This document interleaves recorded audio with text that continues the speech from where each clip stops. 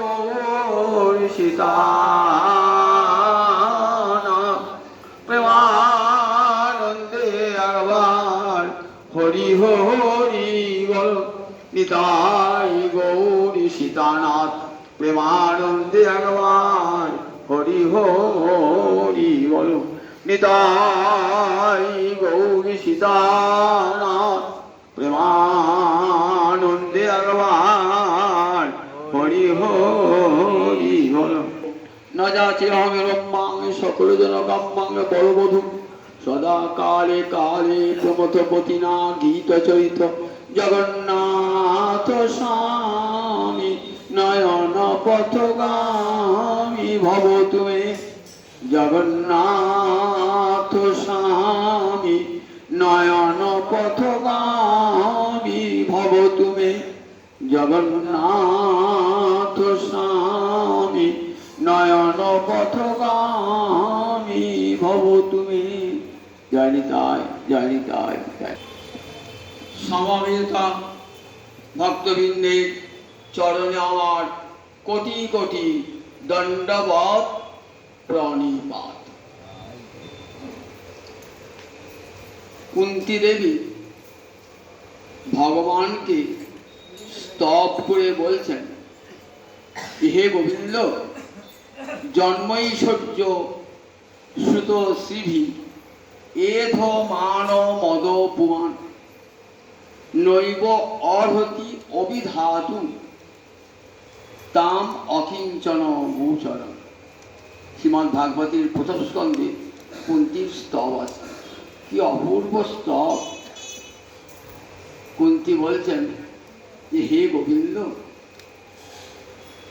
জন্মৈশ্বর্য শ্রুত শ্রীভি এধ মান মদপুমান। জন্ম, ঐশ্বর্য, বিত্ত আর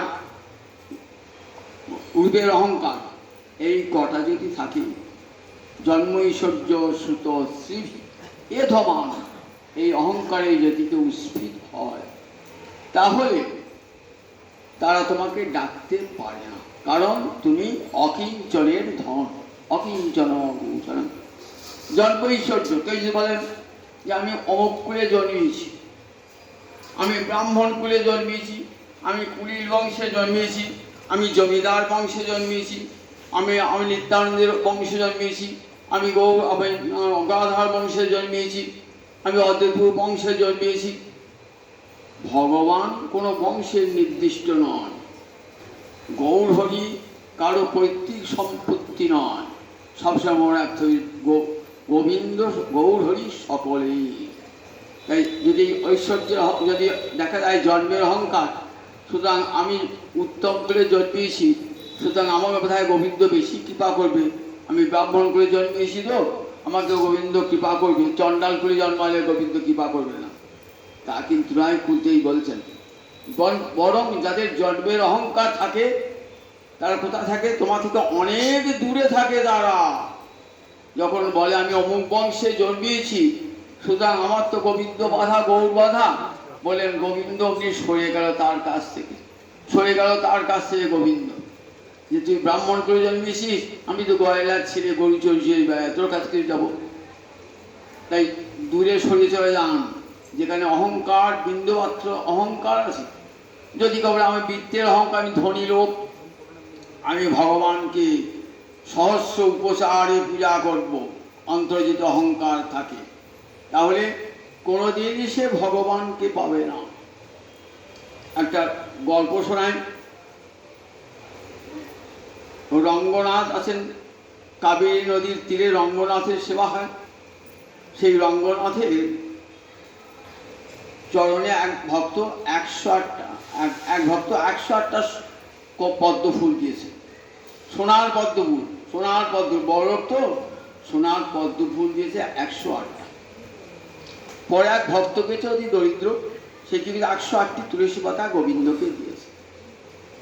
এটা সেই ভক্ত দেখতে পেয়েছে, অহংকারী ধনী, আমার এত সুন্দর স্বর্ণকমল সোনা তুলসী পাতা দিলেন, দেখতে বিশ্রী লাগছে। তখন হাজরকে বলছে যে দেখুন সোনার কোমলের চেয়ে তুলসী গোবিন্দের অত্যন্ত প্রিয়, তুলসী হরিবল্লভা তার অত্যন্ত প্রিয়। আমি কোনো দিয়ে অন্যায় করিনি, ঠিক আছে? তুমি আগে গোবিন্দকে দেখা পাও না আমি দেখাবো? তখন সেই ভক্তকে কি করছেন, একটা যজ্ঞ করছেন। এই যজ্ঞের ফলে যদি গোবিন্দকে দেখা না দেন তাহলে যজ্ঞের আগুনে আমি নিজের প্রাণটা উৎসর্গ করব।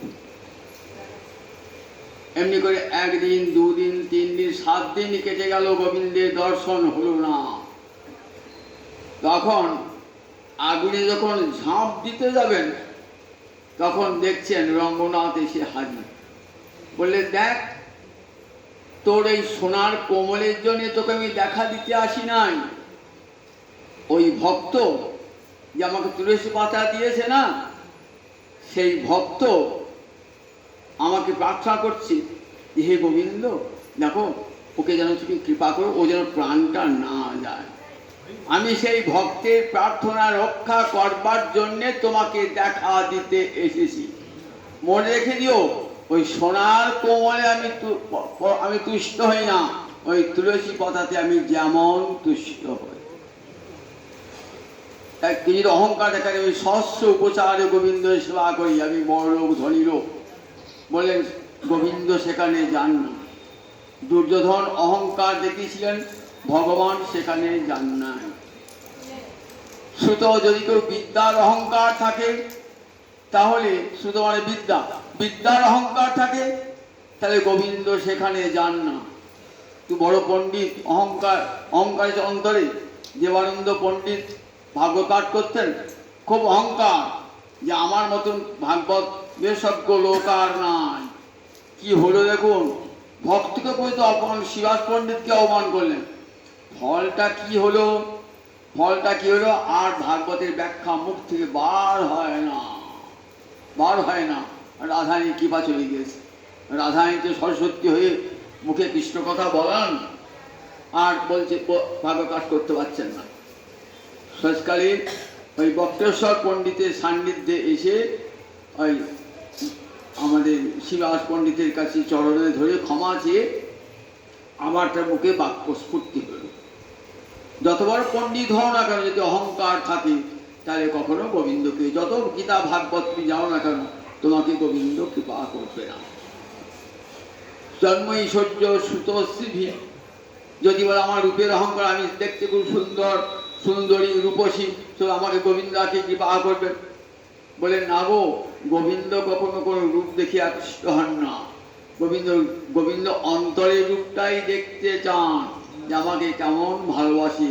বাইরের রূপটা দেখেন না, অন্তরের রূপটা দেখে আকৃষ্ট হয়ে যান। এই জন্ম ঐশ্বর্য সুতশ্রী, কুন্তী বলেছেন জন্ম, ঐশ্বর্য, বিদ্যা এবং শ্রী, এই চারটে অহংকার কারু থাকে তাহলে হা গোবিন্দ কৃপা করো বলে তোমাকে ডাকতে পারে না।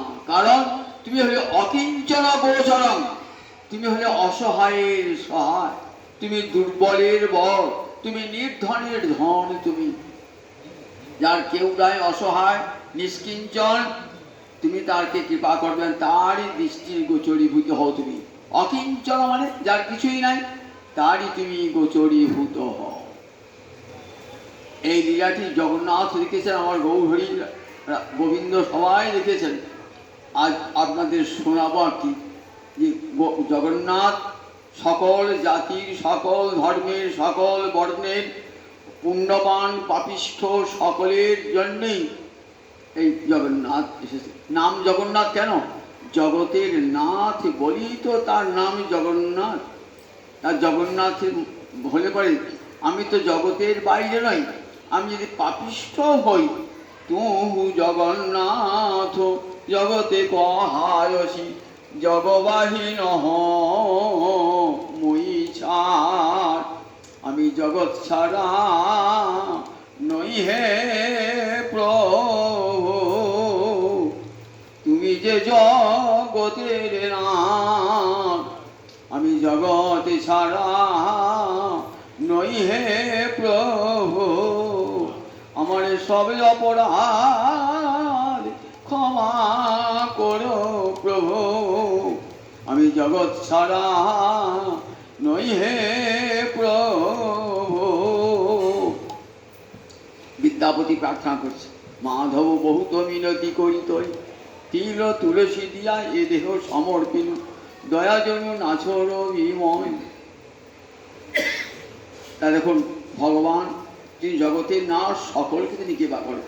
অভিমানী ভক্তিহীন জগ মাঝে সেই দিন, যে অভিমানী হয় সে ভক্তিহীন, যার অন্তরে ঐশ্বর্যের অহংকার, বিদ্যার অহংকার, রূপের অহংকার, ধনের অহংকার থাকে। গোবিন্দ বলছেন অভিমানী ভক্তিহীন জগ মাঝে সেই দিন, জগতের মাঝে সেই দিন তাকে আমি কৃপা করি না। তুই অহংকার নেই থাক, অহংকার নিয়ে কখনো গোবিন্দ ভজন হয় না যদি অন্তরে অহংকার থাকে। কুলের অহংকার, বর্ণের অহংকার। দেখুন পরমানন্দ বলছেন যে দেখো, এমনই কি করে বর্ণ কুল, যে কুলে জন্ম হোক না কেন, কেবল ভক্তি মূল। কপি কুলে জন্মি বীর হনুমান, শ্রীরাম ভক্ত রাজ। প্রেমানন্দ একজন বিখ্যাত বৈষ্ণব পদকর্তা বলছেন, এমনই কি করে বর্ণ, বর্ণ মানে বর্ণ, বর্ণে কি হবে, বংশে কি হবে। বর্ণ দিয়ে বংশ দিয়ে কখনো গোবিন্দকে পাওয়া যায় না, গোবিন্দকে পাওয়া যায় না। এমনই কি করে বর্ণ কুল, কপি কুলে জন্মি বীর হনুমান, শ্রীরাম ভক্ত রাজ। বানর কুলে জন্মিয়েছেন, মানুষ হন নয়। বানর কুলে জন্ম হনুমান জটায়ু পাখি করে জন্মিয়েছেন, কিন্তু এমন কৃপা পেয়েছেন, জটায়ু সাধ্য করেছেন রামচন্দ্র। দেখুন দেখি, একটা পাখি শকুনি তার সাধ্য করেছেন স্বয়ং রামচন্দ্র। রামায়ণের পল্লী দেখবেন, বলছেন দেখো হনুমান ভক্ত রাজ। আর রামচন্দ্রের মন্দিরে প্রবেশ করতে গিয়ে সম্মুখে কে আছেন? হনুমান। হনুমান কৃপা করলে তবে রামচন্দ্রের দর্শন হবে। ঘরে ঘরে সবাই হনুমান চালিসা পাঠ করেন, হনুমান সন্তুষ্ট হলে রামচন্দ্রের দর্শন পাওয়া যাবে। তাই কপিকুলে জন্মি বীর হনুমান, শ্রীরাম ভক্ত রাজ। শ্রীরাম ভক্ত রাজ। রাক্ষস হইয়া বিভীষণ বৈশে, ঈশ্বর সভার মাস। বিভীষণ তো রাক্ষস, দেবতাও নয় মানুষও নয়, রাক্ষস। তা দেখুন সেই বিভীষণ ঈশ্বর যখন আসছেন, যখন অযোধ্যা ফিরে আসছেন, যখন সীতা উদ্ধার করে, তখন যে রথে করে আসছেন না, সেই রথে কে বসে আছেন? রাম লক্ষ্মণ বসে আছেন, তাকে বিভীষণ বসে আছেন। ঈশ্বর সভার মাস। কতখানি গৌরব ভক্তের। বিভীষণ ভক্ত কোথায় বসে আছেন? রাক্ষসেও রাম লক্ষ্মণের পাশেই বসে আছেন। রাক্ষস হইয়া বিভীষণ বৈশে, ঈশ্বর সভার মাস। আমার দৈত্যের ঔরসে প্রহ্লাদ জনমী, জগতে রাখিল যশ। স্ফটিক স্তম্ভেতে প্রকট নরহরি, হইলা যাহার বশ গো, হইলা যাহার বশ। দৈত্যের ঔরসে প্রহ্লাদ জনমী। প্রহ্লাদ জন্মিয়েছেন দৈত্যকুলে, জন্মিয়েছেন দৈত্যকুলে জন্মিয়েছেন, কিন্তু ভুবনে তার মধ্যে যশ আর কেউ নাই। প্রহ্লাদ গোবিন্দ আগে প্রহ্লাদকে ভজনা করলে তবে নৃসিংহদেবকে পাওয়া যাবে। দেখবেন নৃসিংহের পূজায় কি বলা আছে? আগে প্রহ্লাদায় নম বলে আগে প্রহ্লাদের চরণে একটা ফুল দিতে হবে, তবে নৃসিংহদেব কৃপা করবেন। প্রহ্লাদং পূজয় অগ্রে, আগে প্রহ্লাদকে উপাসনা করবে, পূজা করবে, তারপরে নৃসিংহদেবের কৃপা পাবে। দৈত্যের ঔরসে প্রহ্লাদ জনমী, ভুবনে রাখিল যশ। স্ফটিক স্তম্ভেতে প্রকট নরহরি। গোবিন্দ আবির্ভূত হলেন কোথায়? থামের মধ্যে। থামের মধ্যে আবির্ভূত হলেন। স্ফটিক স্তম্ভেতে প্রকট নরহরি, হইয়া যাহার বশ। বাবা জিজ্ঞেস তো, হরি কোথায় আছে রে? বলছে আমার হরি সর্বত্র বিরাজতে। আমার হরি এমন কোন জায়গা নাই যেখানে আমার হরি নাই, আমার হরি সর্বত্র বিরাজতে। এ থামে আছে?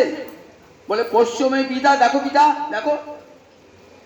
যখন হিরণ্যকশিপু রাক্ষস তো, দৈত্য তো, এমন করে একটা ঘুষি মেরেছেন না, একবারে থামটা মর্মরকে ভেঙে থাম থেকে বেরিয়ে এলো একবারে। নাম প্রাণী, নাম মানব না সিংহ, না মানুষ না সিংহ, অদ্ভুত প্রাণী বেরিয়ে এলো। স্ফটিক স্তম্ভেতে প্রকট নরহরি হইয়া যাহার।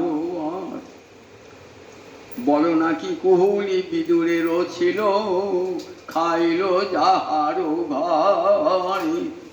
আচ্ছা বলো তো, বিদুর কি ছিল? দাসী পুত্র, যাকে দুর্যোধন উঠতে বসতে গাল দিত, দাসী পুত্র বলে। মা ছিল দাসী তো, তাই দাসী পুত্র বলে গাল দিতে উঠতে। কিন্তু দুর্যোধনের অন্ন গ্রহণ করেন না, বিদুরের খুদ পিঠা খেয়েছেন ভগবান। দেখো, বলো নাকি কুহুলি বিদুরেরও ছিল, বলো নাকি কুহুল বিদুরেরও ছিল, খাইল যাহারও ঘরে, যাহার ঘরে ভগবান খেয়েছেন। আবার দেখো, চণ্ডাল হইয়া গুহক চণ্ডাল বরে। আবার বন্ধ করলেন রামচন্দ্র কাকে না? গুহক চণ্ডাল। গুহক চণ্ডাল, যে গুহক চণ্ডাল ছিল শবরীর ভ্রাতা, শবরীর ভ্রাতা। সেই গুহক চণ্ডালকে রামচন্দ্র এত কৃপা করেছিলেন, যখন রামচন্দ্র যাচ্ছেন বনবাসে না, তখন গুহক চণ্ডাল এসে প্রণাম করেছে। বলছে না না, তুমি তো বন্ধু, বন্ধু কখনো বন্ধুর চরণে প্রণাম করে না। চণ্ডাল হইয়া মিতালি করিল গুহক চণ্ডাল, বুকের কাছে টেনলেন গুহক চণ্ডালকে। আবার যখন ফিরছেন অযোধ্যায়, তখন বলছেন আগে গুহক চণ্ডালের খবর দাও, গুহককে সেই রথে চাপিয়ে নিয়ে আসে। গুহক চণ্ডাল দেখো না কেমন করিল সাধনা, গোকুলে গোপের নারী। জাতি কুলাচার কি ছিল তাহার, যে হরি ভজে সে তারি, যে হরি ভজে সে তারি। গোকুলে দেখো গোয়ালারা রমণীরা যা দুধ বিক্রি করে, গরুর দুধ দোয়ায়, বলে দেখো তাদের কি ছিল সাধনা, তারা শুধু অন্তর দিয়ে গোবিন্দকে ভালোবাসত। তারা মন্ত্রতন্ত্র জানত না, কিছুই জানতো না, উঁচু জাত তারা নয়, ব্রাহ্মণ নয়, কিন্তু গোবিন্দ ভালোবাসায় তাদের অন্তর পূর্ণ। জাতি কুলা চাহার কি ছিল তাহার। দেখুন, জাতি কুলাচার, যে হরি ভজে সে হরি, যে গোবিন্দকে ভজনা করবে সেই গোবিন্দকে পাবে, সেই চণ্ডালী হোক আর যেই চণ্ডালী হোক। শ্রীকৃষ্ণ ভজনে অধিকারী সবে, কুলেরও গর্ব নাই। প্রেমানন্দ কহে যে করি গর্ব, নিতান্ত মূরখ ভাই গো, নিতান্ত মূরখ ভাই। বলেন কৃষ্ণ ভজনে কোনো জাতিবর্ণ নাই, সকল বর্ণের, সকল ধর্মের, সকল জাতির মানুষ কৃষ্ণ ভজন করতে পারে। হাঁড়ি মুচি ডোম চণ্ডাল থেকে আরম্ভ করে একবারে বিপ্রশ্রেষ্ঠ পর্যন্ত, পুণ্যহীন অভাগা পাপিষ্ঠ থেকে আরম্ভ করে পুণ্যবান পর্যন্ত, নির্ধন থেকে আরম্ভ করে ধনবান পর্যন্ত, ভাগ্যহীন থেকে আরম্ভ করে ভাগ্যবান পর্যন্ত, সবার অধিকার গোবিন্দ সেবার, নির্মাত্রস্য অধিকারিতা। মনে রাখবেন যে শুধু ব্রাহ্মণ উঁচু করে জন্মানি গোবিন্দ পাজা, তার সকল গোবিন্দ সকলই নির্মাত্রস্য অধিকারিতা, সমস্ত জীবের কৃষ্ণ ভজনে অধিকারী। একটি তারই গল্প আজ কাহিনী শোনাব আপনাদের। বারাণসীতে একটা কসাই থাকতো। কসাই মানে বুঝেছেন, মাংস বিক্রি করে কসাই, তার নাম সাধনা বা সাধনা। সে কি করত, বাজারে ওই মাংস কিনে নিয়ে বিক্রি করতো, নিজেকে তো পশু পরিচর্যা করতো না, কিন্তু তার জাত ব্যবসা তো সেই দিকে, কিন্তু মুখে সব সময় হরে কৃষ্ণ কৃষ্ণ কৃষ্ণ হরে হরে, হরে রাম রাম রাম হরে হরে, এই মন্ত্র জপ। সে মাংস বিক্রি করে, কিন্তু মুখে তার হরিনাম সব সময় লেগে রয়েছে। আমরা ভাবি দেখো কসাই বাবা হরিনাম করি, কিন্তু কসাইয়ের মুখে হরিনাম শুনে গোবিন্দকে আবার তুষ্ট দেখুন। একটা বাটখারাতে সে মাংস ওজন করে, মাঠখানা শিল নয়, সেটি শালগ্রাম শিলা, দেখতে পাথর মাঠখানার মতন। সেইটি দিয়ে সে কী করে, প্রতিদিন পূজন করে আর হরিগুণ গান গায়, ওইখানেই থাকে। একদিন এক বৈষ্ণব এসে বলছে, দেখেছে তো বাটখারা নয়, এ তো শালগ্রাম শিলা। বলছে এই এটা বাটখারা নয়, শালগ্রাম শিলা, ওটা আমাকে দিন। তা হচ্ছে প্রভু, আমার এই বাটখারা কি গুণ জানো, আমি যা ওজন করবো তাই হয়। কেউ যদি আমাকে 500 চায়, আমি তা কি হয়ে যায়। কেউ আটকে চায়, একটা বাটখারা দিতে হবে হয়ে যায়। কেউ যদি 250 চায়, তা কি হয়ে যায়। আর একটা বাটখারা দিয়ে সব হয়ে যায়। বলছি দেখ তা হয় বটে, ওটি জানিস তো, ওটি ভগবান। হ্যাঁ বুঝি, তা আমাকে দাও। কী করবেন, বৈষ্ণব বলছে তো। নিয়ে এলেন সেই শালগ্রাম শিলা। এসে ভক্ত স্নান টান করিয়ে পরম আদরে তুলসী পাতা দিয়ে ফুল দিয়ে পূজা করছে। রাত্রে বলছে শালগ্রাম, আমাকে কেন নিয়ে এলি এখানে, আমি যে কেবল ভক্তির বশীভূত। ওই দেখ, তুই ব্রাহ্মণ পণ্ডিত হতে পারিস, কিন্তু তোর হৃদয়ে কিন্তু ওই কষায়ের মতন ভক্তি নাই। মাংস বিক্রেতার জাতীয় বৃত্তি, কিন্তু মনটা তার আমাতেই আছে। যতক্ষণ মাংস বিক্রি করে ততক্ষণ আমার নামই সে করে। তুই আমাকে দিয়ে আয়গা, আমি তোর কাছে থাকবো না। অবাক রাত্রিবেলা স্বপ্ন দেখে শালগ্রাম শিলা স্বপ্নের কাছে। শালগ্রাম সেটিকে নিয়ে এসে বলছে, সাধনা তুমি বড় ভাগ্যবান। আমি ভেবেছিলাম এই শালগ্রাম শিলার সেবা করব, নারায়ণের সেবা করব। আমার সেবা নিলেন না, তোমার সেবাতে তিনি তুষ্ট। সাধনা ভাবছে আমি তো কিছুই সেবা করি না, শুধু নাম করি, নামেতে এত তুষ্ট ভগবান। দেখুন মনের কেমন পরিবর্তন হয়ে গেল। সাধু কৃপা লাভ হল, চিনতে পারলেন শালগ্রাম শেখ নারায়ণকে, ভগবানকে চিনতে পারলেন। এইবার সে জাত ব্যবসা ছেড়ে দিল। জাত ব্যবসায় খাবে কি, সংসারে স্ত্রী পুত্র ভর করতে পারে না, দিন রাত্রি স্ত্রী পুত্র লাঠি হাঁটা মারে, পয়সা নাই, খাবো কি, বিয়ে করেছে কেন, সংসার করেছে কেন, এইসব বলে। তখন আমি তোমাদের সংসারে থাকবো না, আমি আর তোমাদের সংসারে থাকবো না। একদিন সংসার ছেড়ে বেরিয়ে পড়লো জগন্নাথের উদ্দেশ্যে। যাচ্ছে সদনা জগন্নাথ, প্রথমে যাচ্ছে কত দূর জগন্নাথের পথ, হাঁটতে হাঁটতে হাঁটতে হাঁটতে চলেছে। পথে 2-4 জন যাত্রী আছে, তা যখন শুনছে কষাই, তখন দূরে সরে যাচ্ছে। কষাই তো খুব নিম্ন জাতি, দূরে সরে যাচ্ছে। ওই ছুঁড়ে ছুঁড়ে খাবার দিচ্ছে, ছুঁড়ে ছুঁড়ে খাবার দিচ্ছে, দূরে দূরে সরে যাচ্ছে। এমনি করে যাচ্ছে, যেতে অনেকটা রাস্তা তো যেতে হবে। একটা গ্রামে ঢুকেছে, একটা গ্রামে ঢুকেছে, ভিক্ষা করছে। সাধারণত দেখতে খুব সুন্দর, কষা হলে কি হবে, মাংস বিক্রি তার কাজ হলে কি হবে, দেখতে একবার সুন্দর সুপুরুষ। এখন একটি ভ্রষ্টা রমণী দেখেছে তো, দেখে গ্রামের মধ্যে তাকে দেখে খুব পছন্দ হয়েছে। ইচ্ছা হয়েছে ওই ওই সাধনার সঙ্গে বিবাহ। তাকে নিয়ে গেছে বাড়িতে, খাবার খাইয়েছে আছে, দিয়ে নিজে ঘরে দিকে, দেখো তুমি আমাকে বিয়ে করো, আমি আমার স্বামীকে ত্যাগ করবো, তুমি আমি বিয়ে করো। বলছি চি চি চি চি, আমি স্ত্রীসঙ্গ করি না, স্ত্রীসঙ্গ করি না। বললে দেখো আমি তোমাকে কত ভালোবাসি জানো, পাশের ঘরে শুয়ে আছে স্বামী, সেই স্বামীর মুন্ডুটা কেটে নিয়ে গিয়ে বলছে এত তোমাকে এত ভালোবাসি, আমি স্বামীর মুন্ডুটা কেটে তোমাকে দিয়েছি। বলে না না, ছি ছি ছি ছি, এই অন্যায় কাজ করেছে, আমি কখনো পারবো না করতে। ও তুমি আমাকে বিয়ে করবে না, আমার রূপ দেখে পছন্দ আছে না, ঠিক আছে দাঁড়াও তোমাকে দেখাচ্ছি, তোমাকে কারাগারে পড়ার ব্যবস্থা করছে।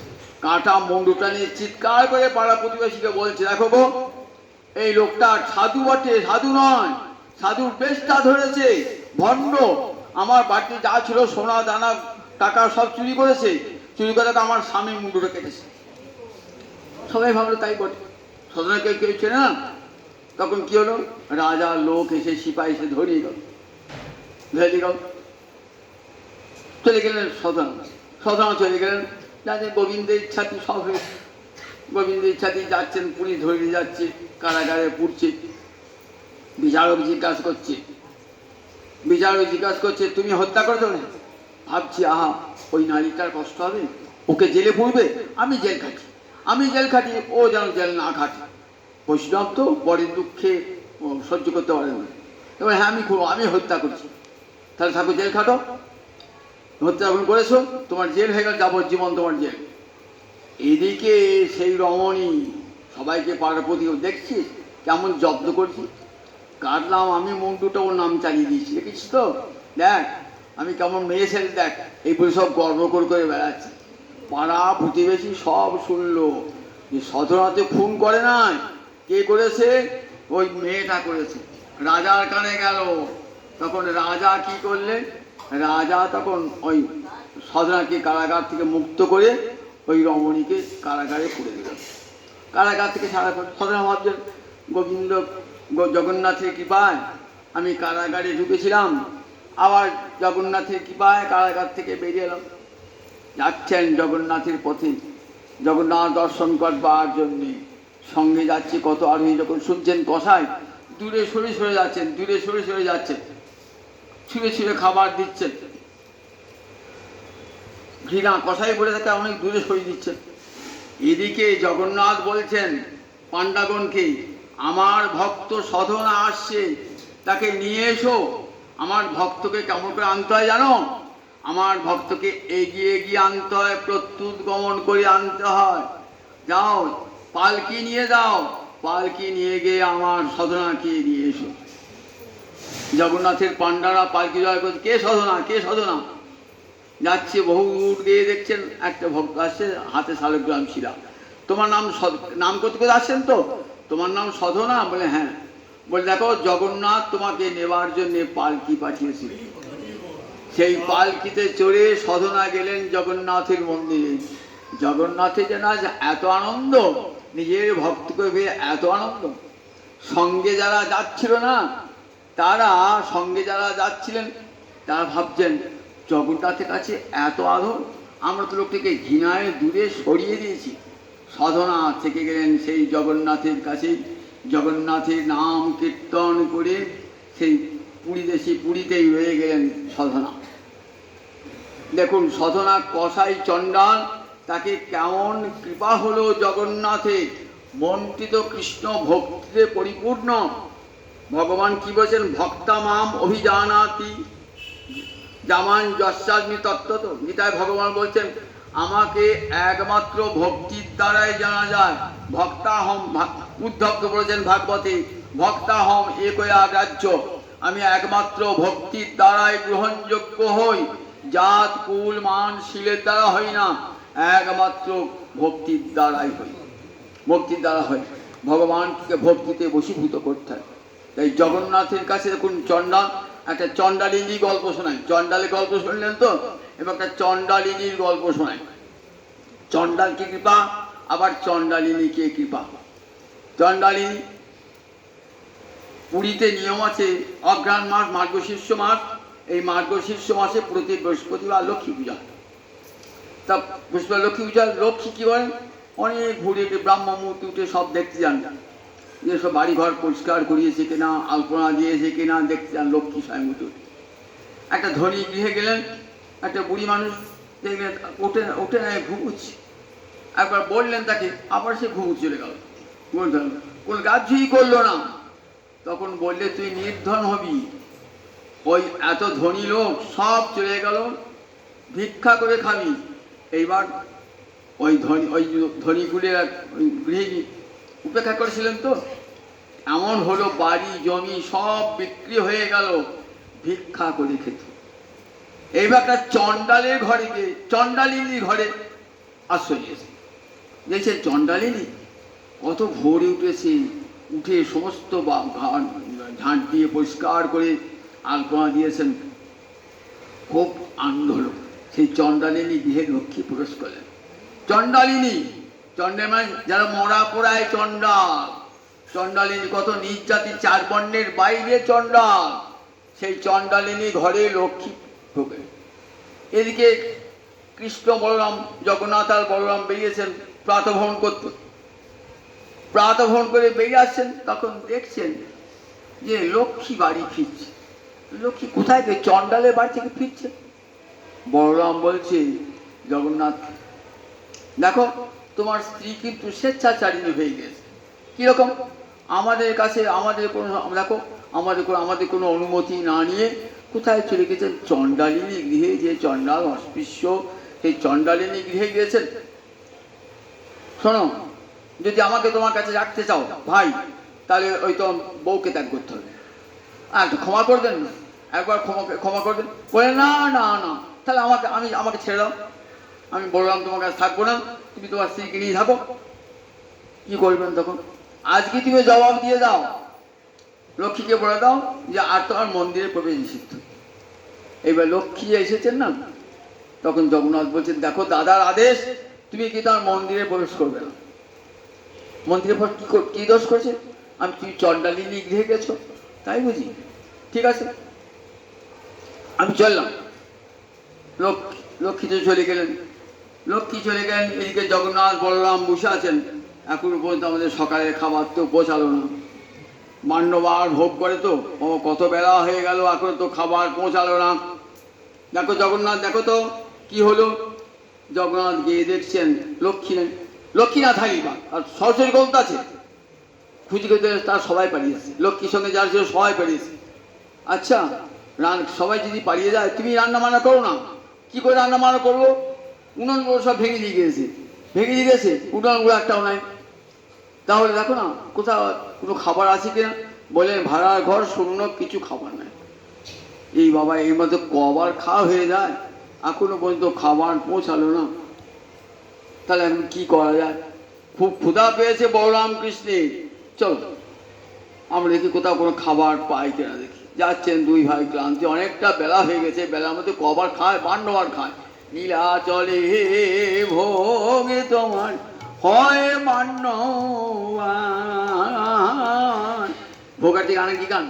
নীলা চলে ভোগে তোমার হয় মান্যবান। মান্যবার ভোগ হয় 56 ভোগ, আর কিছুই জুড়লো না। বেলা 12টা বাজতে চললো, আর কিছুই জুড়লো না। সকালে খাবার নাই, মধ্যে খাবার। দেখো হাত ধুতে না ধুতে আবার খাবার, হাত ধুতে না ধুতে খাবার। কি বলছেন ইন্দ্রদ্যুম্ন রাজা, যে তোমার যেন হাত শুকোবে না, তোমার হাত ধুয়ে যে মুখ হাত ধুবে, আবার খাবার পৌঁছে যাবে। বলছে তাই হবে। কতবার খায় তাই খাওয়ার জন্য না। দুই ভাই বুক হয়ে কি করছেন? গ্রামে ঘুরে বেড়াচ্ছে। গ্রামে যাচ্ছেন, কি করবেন? জল খেয়েই পেটটা ভয়। জল একটা ভালো সরবরাহ দেখছি, জল খেয়েই পেটটা ভয়। ও বাবা, জল খেতে গিয়ে দেখছেন পুকুরে জলটা শুকিয়ে গেল। এই বাবা, তাহলে কাদা খাবো নাকি? পালিয়ে এলেন। চল গাছের পাতা খাই। ওই গাছে শুনলাম, গাছের পাতা খেতে দেখলেন গাছের পাতাগুলো সব শুকনো হয়ে ঝরে পড়ে গেল। এ বাবা, গাছের পাতাগুলো শুকনো হয়ে পড়ে গেল। তাহলে কি খাওয়া যায়? শুনলেন এইখানে একটা গৃহে পূজা হচ্ছে, ভোগরাগ হচ্ছে, তার প্রসাদ বা ঠাকুরের সেবা হচ্ছে। প্রসাদ যদি বা প্রসাদ করেন, বহু লোক প্রসাদ নিয়ে আসছে। একজন বলছে, হ্যাঁ গো মা, আমাদের বড় ক্ষুধা পেয়েছে, দু ভাইয়ের কিছু খেতে দেবে। তো বলছে কি আছে? এই মুড়ি প্রসাদ আছে, খাও মুড়ি প্রসাদ। তখন মুড়ি প্রসাদ দিয়েছে, হাতে করে যে মুড়ি প্রসাদ দিচ্ছে, এমন হাওয়া, দমকা হাওয়া আছে, মুড়ি উঠিয়ে চলে হলো না, মুড়ি খাওয়া হলো না, কোথাও ঝুলো না। এদের পেট চাইচুই করছে। এইবার কি করবেন? এইবার বলরাম আর জগন্নাথ কি করছেন? জানো, একজন বলে চণ্ডালিনী গৃহে খুব উৎসবে চলে যান। চণ্ডালিনী গৃহে যাবো, চলো। ক্ষুধা পেয়ে কি করা যাবে? ক্ষুধা পেয়ে যখন চণ্ডালিনী গৃহেই যায়, সেই শ্রেয়া চণ্ডালিনী গৃহে গিয়েছেন। দিয়ে বলছে আগিয়ে এসে, জগন্নাথ বলরাম, কৃষ্ণ বলরাম এসেছে, খুব আনন্দ। এই তোর তাতে খাবো না, কিন্তু বল দিচ্ছি, তোরা চণ্ডাল, তোর তাতে খাবো না। তাহলে কি করতে হবে? বলে ভালো করে উনুন বাড়িয়ে দিই, মাটির পাত্র এনে দিই, আর চাল ডাল সব দিয়ে আমরা রান্না করে খাবো। বলে বেশ তাই দিচ্ছি। উনুন তৈরি করলেন, মাটির পাত্র দিলেন, দিয়ে বললেন বলরাম বলছে, জগন্নাথ তুমি রান্না করো, আমি চান টান করে আসি। জগন্নাথ তো শত চেষ্টা করে উনুন আর ধোয়াতেই পারল না। যতবার উনুন ধোয়া যায়, কেবল ধোঁয়া বেরিয়ে আসছে। বললাম ভাবছি গিয়ে খাবো বেশ, মানে ক্ষুধা পেয়েছে নিশ্চয়ই, জগন্নাথ রান্না করেছে। এসে দিল হাঁড়ি চয় নাই, খাবোটা কি? বলে তুমি আচ্ছা পদার্থ। বলে দাদা থাক, এত চেষ্টা করে আমি উনুন ধোয়াতে পারলাম না, তো চল আমি আবার দেখি। এবার বলরাম ধোয়াতে গেল। আবার যতবার বলরাম ধোয়া যায়, ততবার আগুন নিভে যায় আর ধোঁয়া হলো না। তাহলে এখন উপায় বলরাম বললেন না, জগন্নাথ বলেন। এখন উপায় কি? এখন একটা উপায় হলো যে ওই চণ্ডাল যদি যে কাছে খেতে হবে, ও দেখো গো তোমার ঘরে যা আছে দাও, অনেক বেলাও হয়েছে, ক্ষুধাও পেয়েছে। তখন সেই চণ্ডালিনী খাবার দিচ্ছেন। চণ্ডালিনী ঘরে রান্না করেছেন কে? স্বয়ং লক্ষ্মী রান্না করেছেন। খেতে খেতে বড়রা বলছে, আচ্ছা জগন্নাথ, এই প্রসাদ তো আমরা পাই কোথায়, এই অন্ন তো আমরা পাই কোথায়? যেমন কি একবারে লক্ষ্মীর হাতের মতো রান্না, এত সুন্দর রান্না কে করলো বলবেন? এত সুন্দর রান্না। আবার শুধাই না, খাওয়ার শেষে পিঠে, 3টে পিঠে, পিঠে গল্প জানেন তো? বিদুর ভগবানকে খুঁজে পিঠে খাইছিলেন তো, যখন কৌরব সভায় গেলেন, কৃষ্ণ গেলেন কৌরব সভাতে, তখন মীমাংসা করবার জন্য গিয়েছেন। মীমাংসা তো হলো না, অনেক বেলা হয়ে গেছে। দুজন বলছে, বন্ধু আমার গিয়ে খাবি যাও। বললেন না ভাই, ক্ষুধা পায় না। কোথায় গেলেন? গেলেন কোথায়? বিদুরের গৃহে। বিদুর কি করতেন না, বিদুর কি খাবে? কিছুই নাই। গুড়ি গুড়ি চাল পেয়েছেন, খুদ যাকে বলে, ভিক্ষা করে দিয়েছেন। সেইটাতে কি করছে, পিঠে বানিয়ে খাওয়ালেন। খুব কৃষ্ণ তৃপ্ত হয়ে গেলেন। ওই বিদুরের পিঠে খেয়ে, বিদুরের খুদ খেয়ে গোবিন্দ এত আনন্দ। সেই বিদুর আবার এসেছেন যখন জগন্নাথ লীলা হচ্ছে না, এক দরিদ্র ব্রাহ্মণ বেশে এসেছেন। এসে ওই স্বর্গদ্বারের কাছে একটা পুরী ঘর নির্মাণ করেছেন। তাকে এখন আছে দেখবেন, পুরী গেলে দেখবেন বিদুর ছাত্রী বলা হয়। সেখানে বিদুর কী করেন, প্রতিদিন 3টে করে পিঠে বানান, খুদের পিঠে বানান বলরাম, জগন্নাথ, সুভদ্রার জন্য। একদিন বলরামের জগন্নাথের পাণ্ডারা দেখছেন, যখন ভোগ হয়ে যায় কী করে, ভোগদার মন্দিরে আনা হয় না, ভোগ কোথাও ভোগ মন্দিরে ভোগ থাকে, কি করেন না, হাতে গণ্ডুষ নিয়ে আগমন যখন করতে না, ওই জলেতে জগন্নাথ, বলরামের, সুভদ্রা ছবি ভেসে ওঠে, প্রতিবিম্ব ভেসে ওঠে। কি দেখছেন, কয়েকদিন ধরে ছবি উঠছে না, কি ব্যাপার, প্রতিবিম্ব উঠছে না। আর যদি প্রতিবিম্ব না হয়, তার জগন্নাথের ভোগ হয় না। জগন্নাথ ভোগ ফেলে দেওয়া হয়, মাটির নিচে গর্ত করে ফেলে দেওয়া হয়। কেন এরকম হলো? এই কয়েকদিন পর ভোগ ফেলা গেল, জগন্নাথের ভোগ হচ্ছে না। তখন রাজা স্বর্ণকেশরী সংবাদ পেয়েছেন, কেন এমন হলো বড় করি। তখন ওইখানে মূলক দাস বলে এক ভক্ত ছিলেন, তিনি জগন্নাথের প্রসাদ ছাড়া কিচ্ছু খান না। এখন জগন্নাথের প্রসাদ পাচ্ছেন না, কাজে উবাসী হয়ে আছে। মূলক দাস উবাস হয়ে আছে। তখন মূলক দাস বলেন, ঠিক আছে দেখি কোথায় জগন্নাথ যায়, একবার দেখি। ভোগের সময় জগন্নাথ থাকেন না, কোথায় জগন্নাথ যায় দেখি। একদিন গিয়েছেন বিদুরের কাছে, যখন দেখছেন বিদুর পরমাদরে খাওয়াচ্ছেন, ওই পিঠে খাওয়াচ্ছেন বলরাম, কৃষ্ণ আর সুভদ্রা, জগন্নাথ খাওয়াচ্ছেন। তখন বলল, এইখানে তারা আসে প্রতিদিন।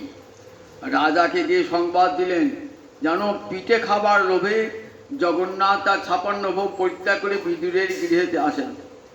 তখন থেকেই রাজা বললেন, দেখো আজ থেকে প্রতিদিন ভোগের পর প্রতিদিন 3টে করে পিঠে দেওয়া হবে জগন্নাথ, বলরাম এবং সুভদ্রার জন্য। আজও দেখবেন ভোগের পর পিঠে দেওয়া হয়, 3টে করে পিঠে জগন্নাথকে দেওয়া হয়। জগন্নাথ সেই থেকে নিয়ম। এখন বিদুর সাক্ষী আছে ওই জায়গাটা, মূলক দাস এখন পরবর্তীকালে বৈষ্ণব, তিনি থাকতেন ওই বিদুর সাথে। এদিকে যখন দিয়েছেন ওই শ্যাচণ্ডালিনী ঘরে, যখন দিয়ে শ্যাচণ্ডালিনী ঘরে পিঠে দিয়েছেন, তখন বলে, পিঠে পেলে তাহলে নিশ্চয়ই এই লক্ষ্মীর রান্না বটে। তখন বললেন, ক্ষমা চেয়ে নাও। বললাম বলছে, দেখো আমি তো যেতে পারি না, আমি তো দাদা, তুমি গিয়ে লক্ষ্মীর কাছে যাও। লক্ষ্মী এলেন, বললেন, ঠিক আছে, আমি তো কোনো অপরাধ করি নাই, অথচ বিনা অপরাধে আমাকে শাস্তি দান করেছেন, বিনা অপরাধে, সেই জন্য আমাদেরকে ক্ষুধার্ত থাকতে হয়েছে। আমি ফিরে যাব, কিন্তু একটা শর্ত, যে আমার প্রসাদে চণ্ডাল ব্রাহ্মণ কোনো ভেদ থাকবে না, এই কথাটা সবাই হবে এই মহাপ্রসাদের অধিকারী। ব্রাহ্মণ থেকে চণ্ডাল, কৃমি, কীট সবাই পাবে এই প্রসাদ, কুকুর, বিড়াল, ছাগল, শকুনি সব পাবে এই প্রসাদ। ব্রাহ্মণ এক পাতে চণ্ডাল, ব্রাহ্মণ এক পাতে বসে খাবে।